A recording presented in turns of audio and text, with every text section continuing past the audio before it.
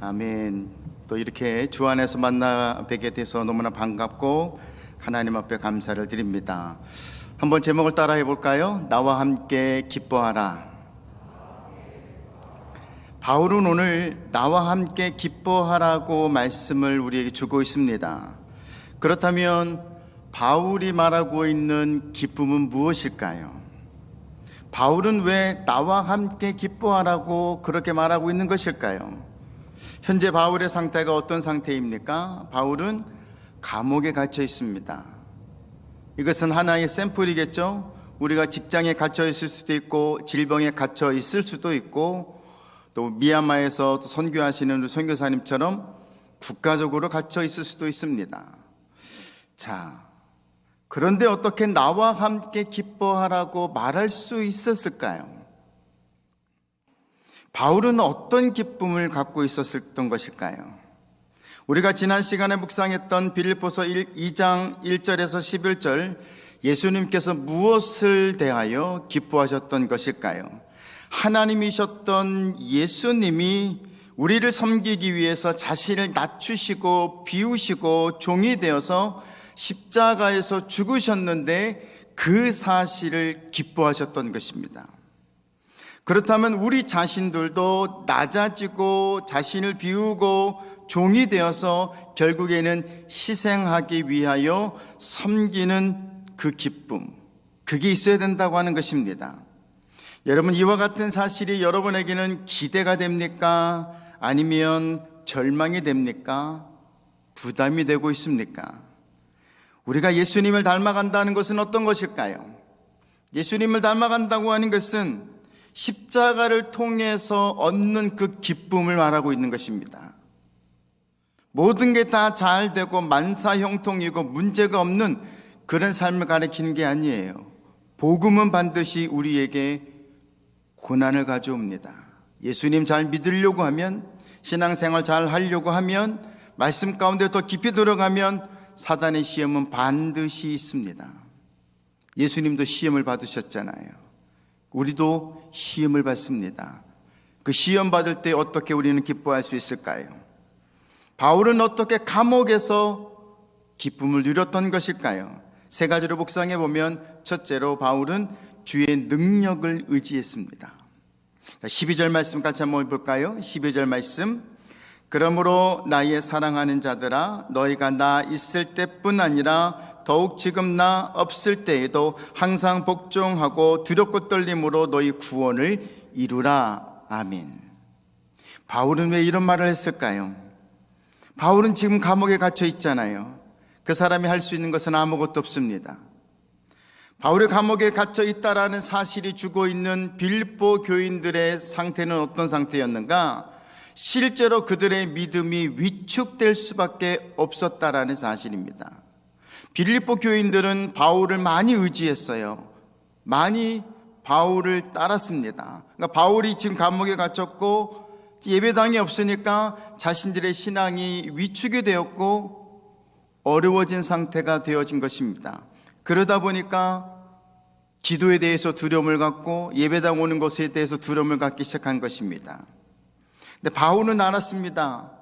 바울이 알고 있는 것은 뭐냐면, 빌립보 교인들을 성숙시키고 십자가 앞에 나아가게 만들며 믿음의 삶을 살 수 있게 만드는 것은 나 바울이 아니라 하나님이라는 사실입니다.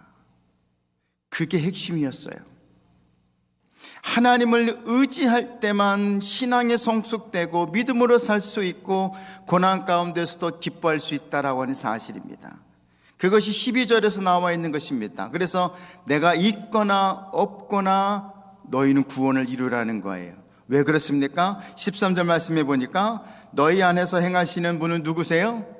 하나님이다라는 것입니다. 너희 안에 행하는 사람은 나 바울이 아니라 하나님이시다. 그분이 어떤 일을 하십니까? 자신의 기쁘신 뜻을 위하여 너희에게 소원을 두고 행하신다라는 사실입니다. 바울은 구체적으로 성도들이 무엇을 알기를 바랬던 것일까요? 그것은 하나님의 일하심이에요. 하나님의 일하심입니다. 그래서 바울은 말합니다. 당신의 믿음과 당신이 받은 은혜와 복음의 사역의 열매들은 나 바울 때문에 이루어진 것이 아닙니다. 바로 하나님이 하신 것입니다 라고 고백하고 있는 것입니다.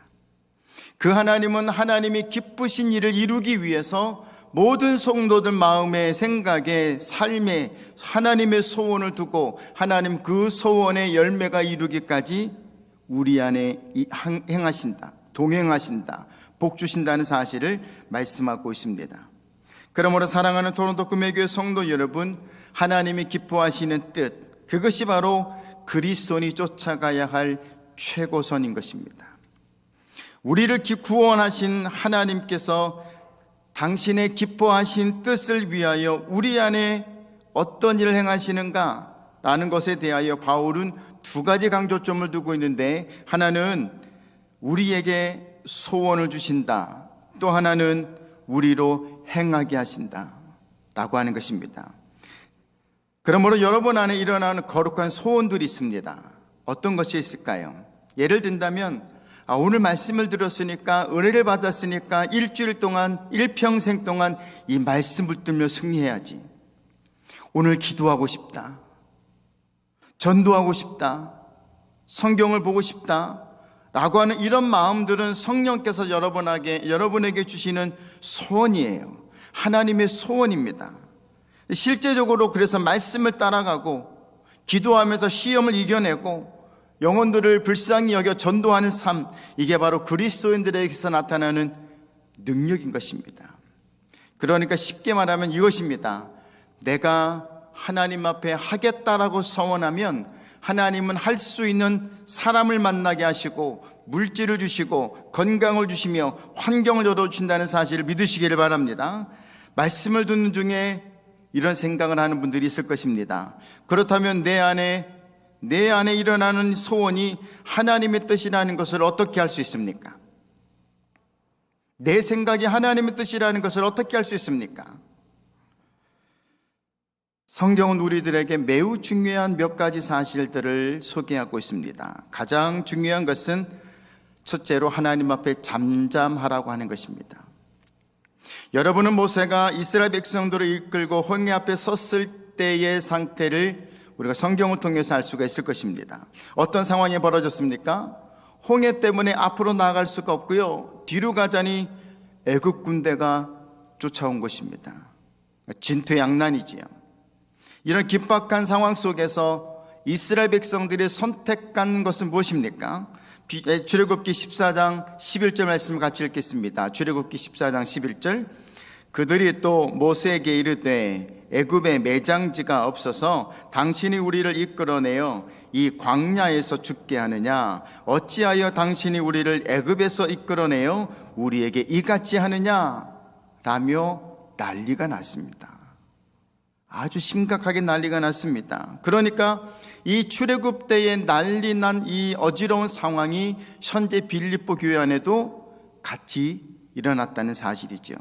그래서 바울이 빌립보 교인들에게 예수 믿는 사람으로서 하지 말아야 될 두 가지가 있다라고 고백을 합니다. 그것은 뭐냐면 14절에 나와 있듯이 모든 일을 뭐를 하지 말라고요?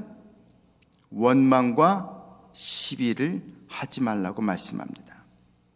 예수 믿는 사람들은요, 원망하는 것, 시비 걸고 시비 붙는 일 하지 말아야 한다라고 성경이 말씀하고 있습니다. 왜요? 성경이 말씀하고 있으니까요. 원망하고 시비를 걸어오는 이스라엘 백성들에게 모세가 뭐라고 대답을 합니까? 출애굽기 14장 13절 같이 읽겠습니다. 모세가 백성에게 이르되 너희는 두려워하지 말고 가만히 서서라고 했습니다. 여러분, 모세는 난리난 백성들에게 잠잠하라고 합니다. 가만히 있으라고 합니다. 조용히 하라고 합니다. 왜 잠잠해야 합니까? 앞에는 홍해가 있고 뒤에는 애국 군대가 죽이려고 쫓아왔잖아요. 어떻게 이런 상황 속에서 우리가 잠잠할 수 있습니까? 왜 성경은 우리들에게 잠잠하라고 말씀하고 있는 것입니까? 13절 이어서 보면 이 말씀 때문에 그렇습니다. 읽어볼까요? 오늘 너희를 위하여 행하시는 뭘 보라고요? 구원을 보라. 믿습니까? 사랑하는 토론토 금요교회 성도 여러분, 우리는 모든 원망할 것들과 시비들 앞에서 잠잠할 수 있어야 합니다. 문제만 보지 마시고요, 문제 너머에 계시는 하나님의 평강과 하나님의 구원과 하나님의 선하심을 볼 수 있는 우리 모두가 될 수 있기를 주님의 이름으로 축원합니다. 두 번째로 바울은 말씀을 의지했습니다. 굉장히 중요한 포인트입니다. 자, 우리가 예수 그리스도의 기쁨을 내 안에 가득 채워 승리하는 삶을 살기 위해서는 말씀에 집중하는 삶을 살아가야 합니다. 그러면 다 된 것일까요? 성경은 잠잠하라고 했으니까 잠잠하면 되는 것일까요? 아무 말도 하지 않고 그냥 수동적인 상태의 삶을 살아가면 되는 것일까요? 16절 말씀을 우리에게 주고 있습니다. 16절 읽겠습니다. 생명의 말씀을 밝혀 나의 다름질이 헛되지 아니하고 수고도 헛되지 아니하므로 그리스도의 날에 내가 자랑할 것이 있게 하려 함이라. 아멘. 바울은 뭘 하라고 맙니까? 생명의 말씀을 어떻게 하라고요? 밝혀라 그랬습니다. 밝혀라. 말씀을 가지고 가만히 있는 게 아니라, 말씀을 받고 가만히 있는 게 아니라 그 말씀을 어떻게 해야 돼요? 밝혀야 하는 것입니다. 내가 가야 할 길, 내가 생각하며 내가 마음에 품은 것들이 하나님이 원하시고 하나님의 뜻이 될 수 있도록 그 말씀으로 나의 삶을 밝혀 걸어갈 수 있게 하라고 하는 것입니다. 여기서 밝혀라는 단어는요, 매우 중요한데요, 이것은 붙잡으라는 원어입니다. 붙잡아라. 그것도 단단히 붙잡아라. 그러니까 바울은 우리에게 말씀하고 있는 것이 있습니다. 말씀이 아니면 살 수 없어야 된다는 거예요. 말씀이 아니면 살 수 없어야 되는 거예요. 그리스도인의 삶은 이것입니다. 그러므로 하나님의 뜻을 알기를 원하십니까? 두 번째로 말씀을 단단히 붙잡을 수 있기를 바랍니다. 우리가 말씀을 단단히 붙잡으면 두 가지 문제 속에서 두 가지가 사라져요. 하나는 원망이 사라지고 시비가 사라집니다. 불안과 염려가 사라집니다. 이 말씀을 역으로 생각해 보면 이것이에요. 왜 원망하고 왜 시비하는가? 말씀이 없어서 그렇다라고 결론을 우리는 지을 수가 있습니다. 여러분, 우리의 삶의 부정적인 말과 부정적인 행동은 버려야 합니다. 이것은 결코 천국 가는 길에 우리에게 도움이 되지는 못해요. 사랑하는 성도 여러분, 이스라엘 백성들은 광야의 삶 속에서 계속 원망했습니다. 이들은 한시도 원망하지 않은 적이 없습니다. 이스라엘 백성들이 원망했던 그 심리적 배경, 그 마음의 시작은 이것입니다. 절대자 하나님을 절대로 믿지 않았던 거예요. 절대자 하나님을 절대 믿어야 되는데 절대자 하나님을 절대 안 믿었습니다. 이상하지요? 그러니까 이스라엘 백성들은 원망했던 거예요. 이들은 하나님을 향해 원망했습니다. 모세에게 원망한 것이 아니었더라고요. 성경을 보면 모세에게 원망한 게 아니에요. 모세를 움직이고 있는 그 하나님을 원망했던 것입니다. 그래서 바울은 12절에서 말씀하고 있는데 항상 복종하고 두렵고 떨림으로 너희 구원을 이루라. 왜냐하면 그래야만 15절과 같은 삶을 살아갈 수 있기 때문입니다. 15절 말씀 같이 읽겠습니다. 15절, 이는 너희가 흠이 없고 순전하여 어그러지고 거스리는 세대 가운데에서 하나님의 흠없는 자녀로 세상에서 그들 가운데 빛들로 나타내며 라고 했습니다. 어둠이 가득한 이 세상에서 우리는 예수 그리스도의 빛을 드러내는 삶을 살아야 하는 것입니다. 코로나 때문에 어렵고 힘들고 답답한 이 삶 속에서 우리는 무엇을 드러내야 합니까? 예수 그리스도의 빛입니다. 십자가의 빛입니다. 우리는 사순절 기간 동안에 이것을 묵상하고 있는 것입니다. 사랑하는 성도 여러분, 그러므로 우리 안에 드리워지고 있는 어둠의 그림자를 물리치십시오. 그 어둠의 권세들의 손에 타협을 이루지 마십시오. 그렇다면 우리가 기쁨을 잃어버리지 않고 유지하기 위해 어떤 자세를 하고 살아야 할까요? 성경은 우리로 하여금 두렵고 떨리는 삶을 살아야 한다라고 말씀합니다. 이것이 무슨 말씀일까요? 뭘 두려워하고 무엇에 대해서 떨어야 하는 것일까요? 죄가 내 안에 들어올까봐, 시비와 원망이 내 안에 들어올까봐, 십자가를 의심하게 될까봐, 내 안에 이룬 구원을 잃어버리게 될까봐, 교회를 잘 다니다가 천국에 들어가지 못하게 될까봐, 전체적으로 나의 삶이 하나님을 불신하며 살게 될까봐, 이 부분에 대해서 두려워하고 떨라는 것입니다. 그러므로 말씀을 단단히 붙잡으십시오. 말씀을 앞서지 마십시오. 말씀을 앞세워 따라가는 삶이 될 수 있기를 주님의 이름으로 축원합니다. 세 번째로, 바울은 이웃을 섬기는 것을 기쁨의 이유로 삼았습니다. 어떻게 하면 우리가 원망하지 않고 시비하지 않고 예수 그리스도의 기쁨을 가지고 살아갈 수 있을까요? 성경은 우리들에게 적극적으로 추천하는 것이 하나 있습니다. 그것은 뭐냐면 이웃을 진심으로 사랑하고 섬기라는 것입니다. 나에게 호감 갖고 나에게 잘해주고 나를 도와주는 이웃을 사랑하는 일은 그렇게 어려운 일은 아닐 것입니다. 그런데 나에게 공격적인, 나를 비판하고 비난하는 원수 같은 인생들을 사랑하는 것은 매우 어렵습니다. 그것은 목사인 저에게도 매우 어려운 숙제입니다. 그래서 바울은 나 자신을 복종시켜야 한다라고 말씀하고 있는 것입니다. 안 되니까, 그게 잘 안 되니까 나를 복종시키는 거예요. 말씀 앞에 복종시키고 십자가 앞에 복종시키는 것입니다. 그래야 두렵고 떨림으로 구원을 이룰 수 있는 것입니다. 그리고 바울은 더 나아가서 이웃을 그렇게 사랑하고 섬길 때에 비로소 예수님 안에서 누릴 수 있는 기쁨이 있다라고 말씀합니다. 그러면서 바울은 17절에서 이런 말씀을 우리에게 합니다. 17절 읽겠습니다. 만일 너희 믿음의 제물과 섬김 위에 내가 나를 전제로 드릴지라도 나는 기뻐하고 너희 무리와 함께 기뻐하리니 라고 했습니다. 한 사람이 예수 믿고 구원받는 것으로 자신의 사명이 다 되었다라고 말하고 있는 것이 아닙니다. 그들이 예수를 믿고 신앙에 성숙해서서 마침내 자신만의 문제를 뛰어넘어 또 다른 영혼들을 주 앞에 데리고 오는 일, 그들을 나와 같은 사명자로 세워가는 일들을 이루기 위해서 자신을 제물로 드리겠다라고 고백하고 있는 사도 바울.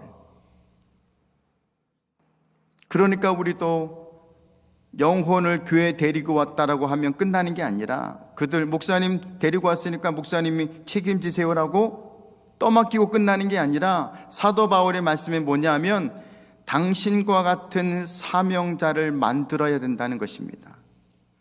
그만큼 당신이 기도했고, 그만큼 당신이 사랑했고, 그만큼 당신이 용서했고, 그만큼 당신이 애정을 가지고 품었던 영혼이니까 누구보다 당신만큼 그 영혼을 사랑하지는 않습니다. 그건 솔직한 것이죠. 그러니까 당신이 계속 그 영혼을 붙잡는 거예요. 사명자가 될 때까지. 그래서 이런 말이 있습니다. 여러분 한번 대답해 보십시오. 사과나무의 열매는 무엇입니까? 사과나무의 열매는 사과입니까? 사과나무의 열매는 또 다른 사과나무라는 말이 있습니다. 열매가 아니에요. 사과나무의 진정한 열매는 또 다른 사과나무를 키워내는 거예요. 그러니까 사도 바울은 자신이 감옥에 있지만 기뻐하는 이유는 뭐냐면, 자신과 같은, 사도 바울과 같은 똑같은 사람들이 빌립보 교회 안에도 있었던 거예요. 그러니까 자신이 빠져도, 자신이 없어도, 자신의 순교를 당해도 나와 같은 사람이 빌립보 교회 안에 많이 있으니까 자신은 기뻐하게 되어진다는 사실입니다. 사랑하는 성도 여러분, 그래서 사도 바울이 고백했던 이 말씀을 한번 곱씹어 봐야 합니다. 내가 나를 전제로 드릴지라도 나는 기뻐하고 기뻐하겠다. 내가 제사의 제물이 될지라도, 당신들이 예수님을 잘 믿게 될 수 있도록, 정말 당신들이 예수님을 나의 구주, 나의 하나님으로 잘 믿는 그 자리가 만들어질 수 있다면, 당신들이 또 다른 나의 사명자로 세워질 수 있다면 내가 예수 그리스도를 위하여 죽는다면 기꺼이 하겠습니다 라고 고백하고 있는 것입니다. 사랑하는 성도 여러분, 그러면서 바울은 자기를 감옥에 가두고 자기를 죽게 만들고 자기를 고발했던 유대인들과 바리새인들과 제사장들을 용서하고 그들이 예수님을 믿고 함께 천국 가는 백성이 될 수 있게끔 기도하고 소망하며 하나님 앞에 나아가고 있는 것입니다. 바울은 이것이 기쁨이라고 말하고 있습니다. 여러분의 기쁨은 무엇입니까? 여러분이 추구하고 있는 기쁨은 무엇입니까? 이 코로나 속에서 여러분이 찾고 있는 기쁨은 무엇입니까? 이 사순절 기간에 우리도 바울의 고백처럼 내가 나를 전제로 드릴지라도 나는 기뻐하고 기뻐한다라고 함께 고백할 수 있는 영혼의 기쁨이 충만하기를 예수 그리스도의 이름으로 축원합니다. 함께 우리 기도하겠습니다. 우리가 들은 말씀을 기억하면서 나도 우리도 주의 능력을 의지하게 하옵소서. 말씀을 의지하게 하옵소서. 이웃을 섬길 때 얻는 기쁨을 우리가 충만하게 하여 주옵소서. 교회를 위해서 우리가 섬기는 선교사님들과 선교지, 특별히 우리 미얀마에 있는 이 어려운 상황 속에 선교하시는 우리 선교사님을 위해서, 우리 교회와 사명자들을 위해서, 김혜영 사모님과 이유진 지사님의 항암 치료를 위해서 다 같이 주님을 부르며 통성으로 기도하겠습니다. 주여, 아버지 하나님, 아버지 하나님, 우리에게 뜨거운 마음을 주시고 우리에게 국률의 마음을 주시고 우리에게 안타까운 마음을 주셨던 것을 감사합니다. 하나님, 이것이 우리가 하나님 앞에 기도할 수 있는 이유가 되었고 하나님 앞에 기쁨을 얻어갈 수 있는 이유가 되었습니다. 하나님, 오늘 이 시간 우리가 기도하고 있는 것은 하나님의 기쁨, 예수 그리스도의 기쁨, 사도 바울이 가졌던 그 기쁨, 복음을 전하다가 감옥에 가고 복음을 전하다가 맨을 맞으며 복음을 전하다가 환경이 막힐지라도 그것을 기뻐할 수 있었던 이 바울의 기쁨, 우리에게도 이 기쁨이 있게 하여 주옵소서. 복음을 전하다가 어려운 일이 생겨도 기뻐할 수 있는 우리 토론토 금혜교회 성도들이 되게 하여 주옵소서. 하나님, 우리의 삶에 예수님으로 인한 그 아름다운 생명의 길을 밝혀 말씀을 밝혀 하나님 전진해 갈 수 있는 순종도 결단도 믿음도 갖게 하여 주시옵소서. 믿습니다. 역사하시니 믿습니다. 이 모든 것을 응답하시고 축복하시는 예수님의 이름으로 기도하옵나이다. 아멘.